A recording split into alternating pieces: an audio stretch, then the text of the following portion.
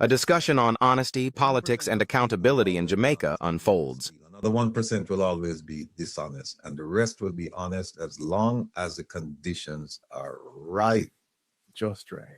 Think about that, my people. Let that simmer. Let that simmer.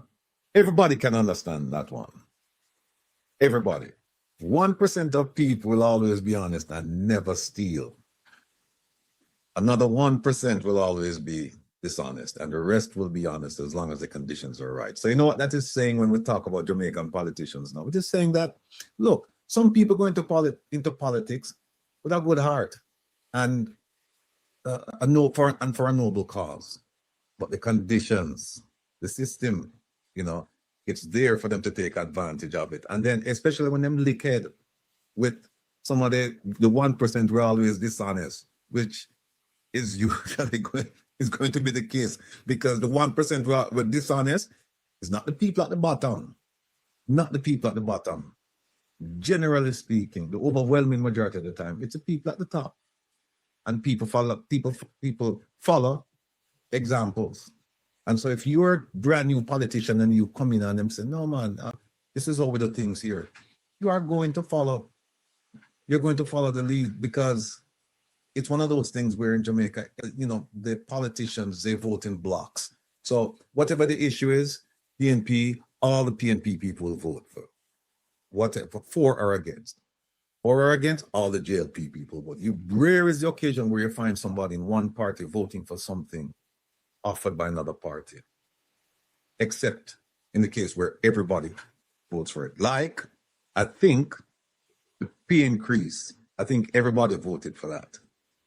I'm dying to see the record to see who voted against it, Professor. I don't know. I don't know who voted against it, but I would just like to see the record. I'd love to see the record. I'd love to see the record of those who voted in the first part of the diaspora elections. But please continue. Yeah. If you see fraud and don't say fraud, you're a fraud. It's like if you see something, say something, So if you see it and you don't say something, does that make you a part of it? Do you have an obligation, particularly if you're a politician? Do you have an obligation to report fraud? Or you just turn a blind eye? And we know in Jamaica, they're not turning a blind eye. They're going to join. They're going to join it. But for those who won't join and they see it, let's say the opposition, if they see fraud being committed and they don't say anything, are they part of that fraudulent activity? Are they condoning it? Yeah. Silence to some degree is acceptance.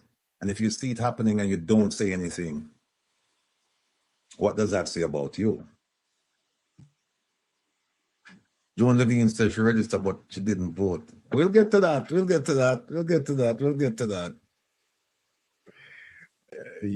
the list that. No, man succeed by fraud. And people, we put these things up because we want to inspire you. We believe that these are nuggets. And they used to have a program in Jamaica. I don't know if some of you, if you're old enough to remember. It's called Nuggets. It was called Nuggets for the Needy. I don't know if you remember that program. If any of you remember that program, shout it out in the chat, please. Nuggets for the Needy. And that's what's going on here. These things are nuggets for the needy, because we need to give you a sense of how to think about these things and not just accept what's going on blindly. And believe me, when we give you these things, we build on them. If you listen to the program, we're building on these things. These are themes that we're building on. Megawatts him not so old. All right, Juggets say, yeah. Devon say, remember, yeah.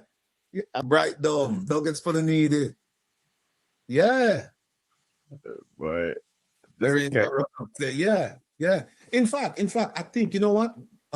I remember seeing Bob Marley on that program, a young Bob Marley, high like a kite. And when him finished sing, I'll never forget it, him fling down the mic on the ground, which was like something, that wouldn't happen today, yeah. Today it's like par for the course, but back then it wouldn't. Back then what you would say, you'd just see like a U-Roy, throw the mic and spin around and catch it, you know what I mean? That's what you would have said. But just put the mic and throw it on the ground. So that's where we are. All right. Let's begin. Here is where we start. Concern of a possible diplomatic fallout between Jamaica and the United States. This after a U.S. Congressman condemned Prime Minister Dr. Holness' statement on Cuba, warning that the country will face consequences. Speaking on the opening day of the CARICOM Heads of Government meeting in St. Kitts and Nevis on Tuesday, Prime Minister Holness highlighted the economic hardship, energy shortages, and growing humanitarian challenges being experienced in Cuba.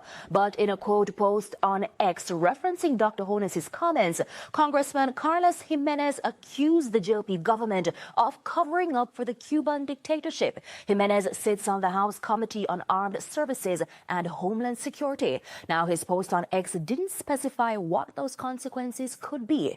Now, for context, this is what Prime Minister Holness said. We must address the situation in Cuba with clarity and courage.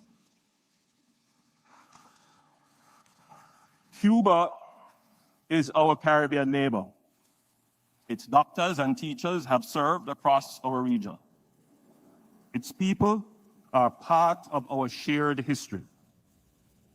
But today, the Cuban people face severe economic hardship, energy shortages, and growing humanitarian strain.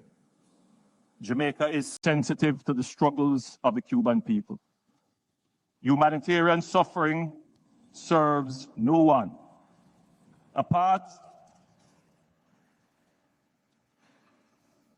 from our fraternal care and solidarity with the Cuban people, it must be clear that a prolonged crisis in Cuba will not remain confined to Cuba.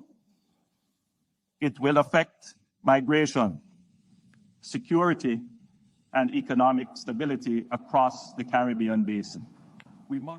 In the meantime, Cuba is facing worsening fuel shortages and growing economic strain, with a humanitarian crisis mounting across the island. But according to independent defense analyst and security consultant Dr. Sanjay Badri Maharaj, the situation cannot be blamed solely on U.S. pressure. He says the country's current hardship is being driven by a combination of international pressure and internal challenges. All right. Look at our discussion now, Professor. The Prime Minister said we must face this situation with clarity and courage. And he said we must be sensitive to the struggles of the people and that the humanitarian condition will cause issues concerning migration, security, etc. We mustn't forget that this Prime Minister was in charge of CARICOM not too long ago, right? We must also not forget that the Cuban people, the struggles he's talking about, they've been under these struggles for, I don't know, decades. And then all of a sudden, our Prime Minister got up and started making this speech. I don't know who gave him permission to make this speech, because consider that Jamaica is now reviewing, the contract with the Cuban government to provide doctors and nurses, etc., to Jamaica. That contract expired. Why? And don't forget, they said that they're now reviewing the new contract, and they will have some different terms and whatnot. Why was it allowed to expire? Why not just continue with the same contract that you had? Why? You know why? Because he was told that, listen, the U.S. policy concerning or regarding Cuba has changed.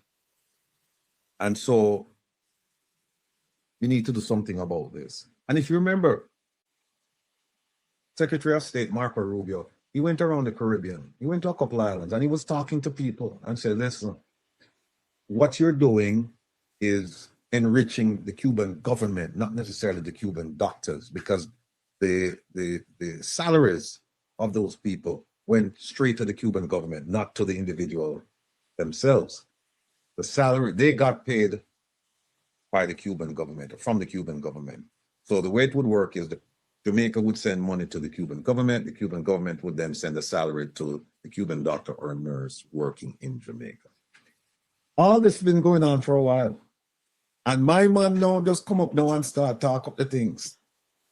And you see where he run himself into. No, the previous Moreno, the previous US ambassador, the one before Tapia, he said that's much ado about nothing, you know, just talk. Look, it may very well be, but you have to prepare as if it's not. Right. You have to prepare it as if it's not. And since him say clarity and courage, how come we never hear them speech or them boasting speech about the Haitians? How come we never hear them boasting speech and complain about humanitarian and all? How come we never hear this kind of, yeah, to be honest, they did make speeches, but this kind of boasting speech, we never hear this kind of boasting speech. And not only that, since you have to address it with clarity and courage, why you don't send some help in there? Send some help to Cuba. Send some help. You know, Di Maria, I understand what you're saying. It's not the whole thing. He's not defending Cuba. But if you look at the words that he's using to describe the condition, not necessarily to help, but to describe the conditions in Cuba. And at this forum, I never hear him speak out like this when he was in charge of CARICOM. And that would be the time to really, really, really do it. Because you would have carried some weight. But here's the thing. I learned a long time ago that cockroach not forgetting a foul fight. Cockroach not forgetting a foul fight. And it wasn't necessary for him to even do this. And him do it and you see what happened. No, there's blowback. There's blowback. And we don't know what form this might take. All I'm saying to him is that you have to be careful, Mr. Prime Minister, when you're on the international stage, the things that you say. You know, when you're in Jamaica and you say, me not afraid of nobody, that's fine. You know, you appeal to the masses and yeah. But you can't take that attitude and go out on the international stage. People will crush you. And not only are they gonna crush you, they're gonna crush the poor Jamaican people. And we don't want that. We don't want that. Professor. You know, I don't know, like you said, who it was that helped him with this speech. But this humanitarian approach that he's taking to it, I commend it. The problem that I see with it is, where is that at home? If we're not seeing it in our own front yard, side yard, backyard, or I carry it out of port. So, because we're recognized all over the world, our leader is going to get up and say, our head of state is going to get up. No lie, it wasn't him either. Our representative is going to get up and talk things where he's not making sure is displayed in our own land. Come on. And who calling him out on it? You mean the congressman? I mean in Jamaica. In Jamaica. At home. Who calling him out on it? You know,